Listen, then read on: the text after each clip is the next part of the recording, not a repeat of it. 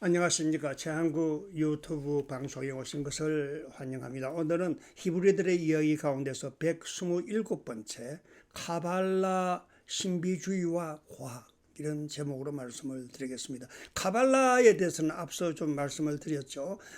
신비한 세계, 이성과 합리의 세계를 넘어선 곳에 있는 진리.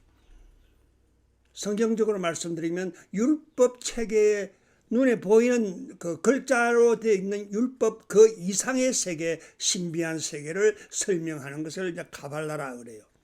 이 카발라는 이제 7세기 후반부터 아마 8세기까지 암흑 시대의 횃불이 되어졌는데, 어떻게 보면 기독교의 스콜라주의가 거의 같은 때를 살아온 것이라고 생각되어져요. 이제 기독교의 스콜라주의가 1000년 동안 암흑 세계로서 기독교인들의 그 눈과 귀를 막았잖아요. 그래서 암흑 시대라 그랬는데, 이 유대인들의 이 카발라 시대는 7세기부터 한 7세기까지 유대인들의 고학적인 사고, 신비한 사고, 엄청난 추상적인 세계를 꿈꿀 수 있는 길을 열어주었다. 이때 유대인들 세계에 가장 많은 학문적 기초가 닦아지고 과학자가 이 속에서 나오게 되었다. 유대인의 그 천년의 카발라와 기독교의 스콜라 천년이 비교되어지는데, 그 결과는 정반대의 현상이 일어났다 이겁니다. 얼마 전에 제가 어떤 책을 보는데, 전남대 어떤 교수가 주역과 카발라의 비교 연구하는 이런 책을 내가 보았어요. 근데 사실은 내가 그걸 보면서 나는 이해를 못했어요. 카발라에 대해서도 정확하게 이해를 못하고 있는 내 형편에 주역은 더 어렵잖아요. 근데 주역이 세상의 천리를 설명한다. 그래가 주역과 카발라를 함께 이렇게 비교를 했는 걸 보기는 보았는데, 난 이해를 하지 못하고 아마 지금도 책이 어느 구석에 있을 겁니다. 그래서 뭐 두 분야에 다 천박한 그 지식을 가지고 있는 나로서는 따라갈 수가 없는 것이었습니다. 그런데 이 1000년을 넘게 유지한 카발라, 유대인의 정신세계의 바탕입니다.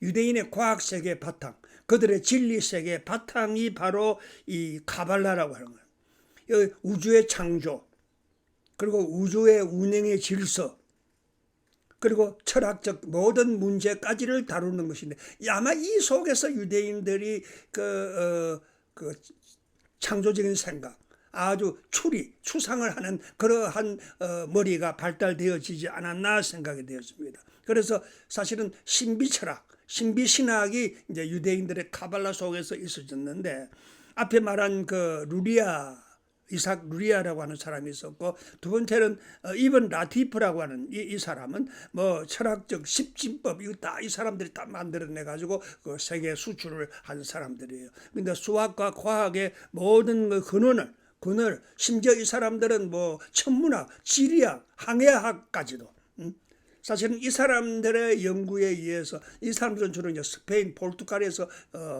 살면서 활동을 했거든요. 그래서 유대인들이 그 무진장으로 그 스페인과 포르투갈에서 추방당해서 쫓겨갈 때에 어떤 길을 열었어요? 신대륙의 길을 열었잖아요. 그래서 그 사람들이 추방을 당하면서 온 세계로 흩어지면서 미국까지 이제 처음에 브라질로 가게 되었죠. 이 길을 열게 되어졌는데, 이러한 항해술, 천문학, 그리고 하늘을 바라보면서 자기들이 배가 어디를 간다고 하는 이런 것을 다 척도를 한단 말씀이에요. 이러한 길을 카발라 속에서 그들은 발견하고 연구해 나갔다. 근데 그런 카발라적 사고 방식이 천문학도 이해하고 항해법도 이해하고 수학도 이해하고, 콜럼버스가 거기서 나오고 미켈란젤로도 거기에서 영향을 받았다, 이렇게 우리가 보통 봅니다. 이것이, 이 카발라 정신이 기독교에 엄청난 영향을 또 주었어요. 이 신비주의로 인하여 이 신비주의가 발달돼 가지고 기독교 안에 신비주의가 있어졌거든요. 그것이 이제 뭐 에카르트니 뭐 그런 그 사람들이 있었는데, 이 사람들로 인하여 무엇이 생겼느냐 하면 종교 개혁이 일어났어요.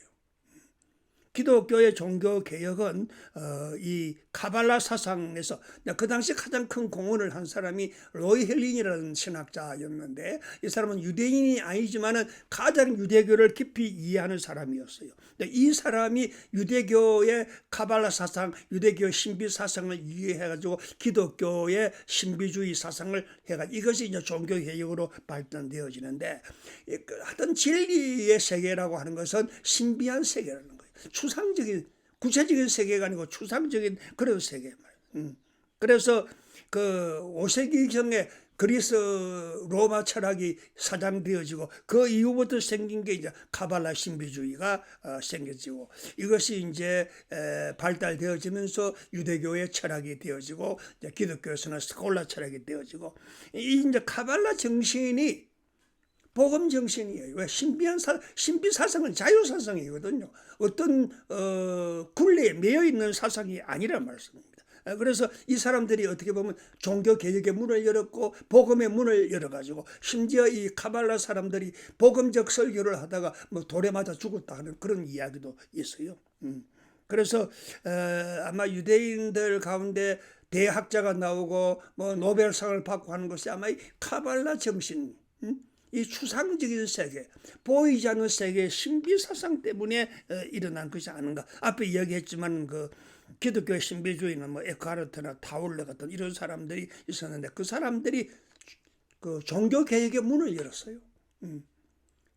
결국 자유하는 사상, 모든 인간은 자유한다. 그게 복음의 세계다. 그게 종교 개혁의 문을 열었단 말씀입니다. 이렇게 카발라의 신비주의가 기독교의 그 종교 개혁의 문을 열었고, 또 그것이 신비주의가 중세 과학의 세계 문을 열어서 현대에 오게 되었다. 아마 이런 정도로 알고 계시면 되겠습니다. 오늘은 히브리들의 이야기 가운데서 127번째로 카발라 신비주의와 과학, 그런 제목으로 함께 생각을 나누었습니다. 대단히 감사합니다.